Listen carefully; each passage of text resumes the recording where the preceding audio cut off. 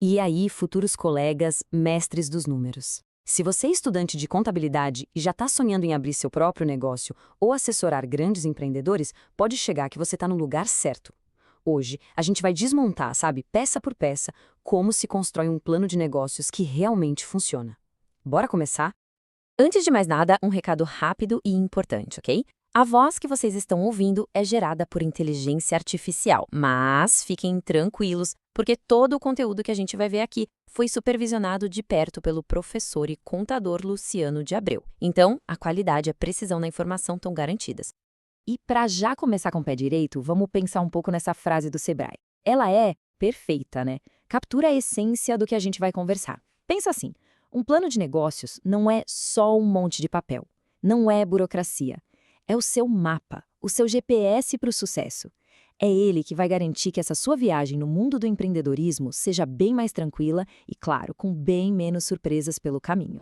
Então, esse aqui é o nosso roteiro de hoje, a nossa jornada. Primeiro, vamos entender o que é de fato um plano de negócios e por que ele é tão, mas tão vital. Depois, a gente vai colocar a mão na massa e construir esse plano juntos, passo a passo. Do sumário executivo à análise de mercado, passando por marketing, operações e, claro, a parte financeira. Até a gente chegar em umas análises mais estratégicas para dar aquele toque final. Beleza, vamos começar pelo começo, pela base de tudo. Por que esse documento é de verdade o seu roteiro para o sucesso? O que ele significa na prática para o negócio? Ok, a definição mais formal, que vem lá do Sebrae, é essa aí. Um documento que descreve os objetivos e os caminhos para chegar lá. Mas para ficar mais fácil, pensem nele como se fosse a fundação de um prédio. Sabe, é ele que organiza tudo desde a sua ideia inicial até a sua estratégia de venda. O resultado, você diminui e muito os riscos e as incertezas que, vamos combinar, todo negócio novo enfrenta. Agora, vamos quebrar uns mitos que muita gente acredita. Primeiro, isso é só para quem está começando. Nada disso. Ele é super útil para expandir, para abrir filiais e serve como um guia para a gestão do dia a dia. Segundo mito, é um documento estático. Errado de novo. Ele tem que ser vivo, flexível, tem que se adaptar às loucuras e mudanças do mercado. E por último, isso é só para mim. De jeito nenhum. Ele precisa ser super claro para todo mundo envolvido, sócios, sua equipe e principalmente para os investidores. Certo. Agora vamos para o primeiro passo prático, o sumário executivo. Pensem nele como se fosse o trailer de um filme, sabe? Ele tem que ser bom, tem que ser cativante e precisa mostrar os pontos mais importantes para prender a atenção de quem está lendo, seja um investidor super ocupado ou o gerente do banco. E aqui, atenção, vem a dica de ouro. E ela pode parecer meio estranha no começo, mas vocês vão ver que faz todo sentido. Apesar do sumário ser a primeira coisa que a pessoa lê no documento, ele vai ser a última coisa que você vai escrever. Pensa bem, como é que você vai resumir uma coisa que você ainda nem detalhou, certo? Primeiro a gente constrói, depois a gente resume. Então, na hora de escrever esse sumário, ele tem que ser tipo uma síntese poderosa de tudo isso que está aí na tela. Desde a descrição básica do que a sua empresa faz, qual a missão, quem são sócios, até chegar nas informações mais cruciais, como o enquadramento tributário e de onde vai vir o dinheiro. É literalmente um raio-x completo da sua operação. Ok, com uma ideia geral já mais estruturada, o próximo passo é olhar para fora da empresa. É hora de entender o campo de jogo. A análise de mercado é a parte onde você vai provar com dados que existe sim espaço e gente querendo comprar o que você tem para vender. E a maneira mais inteligente de fazer isso é dividir essa análise em 3 pilares, 3 ângulos diferentes. Primeiro, os seus clientes. Quem são eles? O que eles querem? O que faz eles comprarem? Segundo, a concorrência. Quem já está nesse mercado? No que eles são bons? E, mais importante, onde é que eles falham? Porque é nessas falhas que moram as suas melhores oportunidades. E terceiro, seus fornecedores. Quem vai te dar o suporte para operar? Tem que pesquisar preço, prazo, qualidade, tudo. Beleza, mercado mapeado. Agora, vamos definir como você vai atuar nesse cenário. E aqui, os planos de marketing e o operacional, eles andam de mãos dadas, sabe? Um define como você vai atrair os clientes e o outro como você vai entregar o que prometeu com máxima eficiência. No marketing, a base de tudo são os famosos 4 Ps. Primeiro, produto. O que exatamente você vende? Segundo, preço. Como você vai definir o valor para ser competitivo e, claro, lucrativo? Terceiro, praça. Onde os seus clientes vão te achar? É numa loja física, online? E quarto, promoção. Como você vai contar para o mundo sobre a sua oferta? O grande segredo aqui é o alinhamento. Não adianta nada ter um produto de luxo com preço de banana. Isso gera desconfiança. Todos os P's precisam contar a mesma história.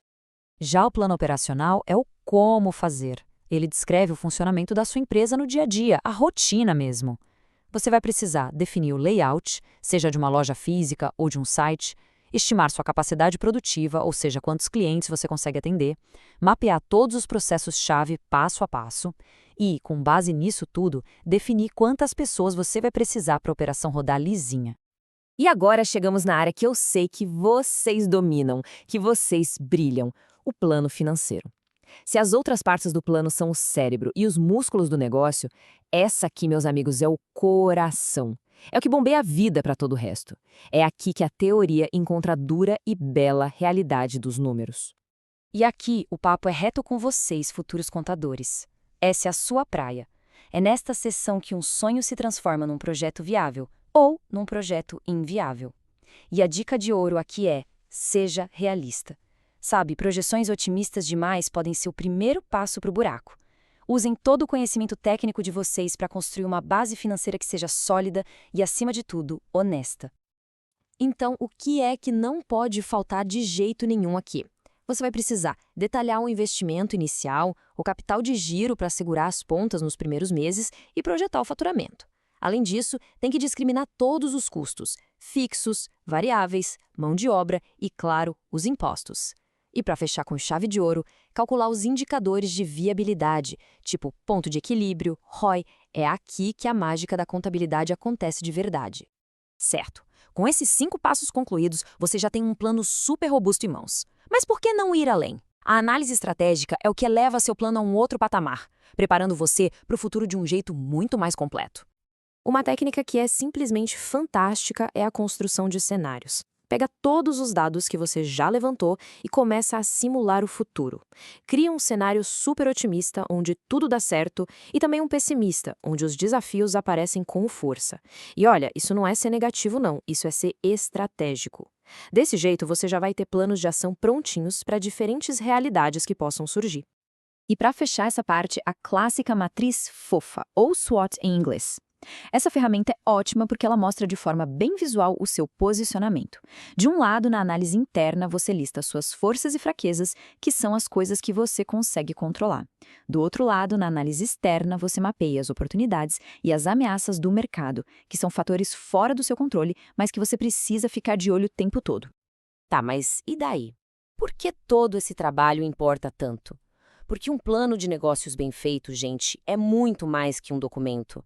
Ele é o seu guia de gestão do dia a dia. É a sua melhor ferramenta para atrair sócios e investidores. Ele abre portas em bancos para conseguir crédito e te ajuda a construir parcerias de confiança. No final das contas, ele prova que você fez a lição de casa.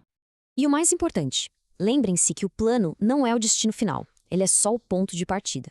É um documento vivo que vai crescer e mudar junto com o seu negócio. Então, com todas essas ferramentas em mãos, agora a pergunta é para você. Qual vai ser a primeira linha que você vai escrever no seu plano de negócios? A jornada começa agora.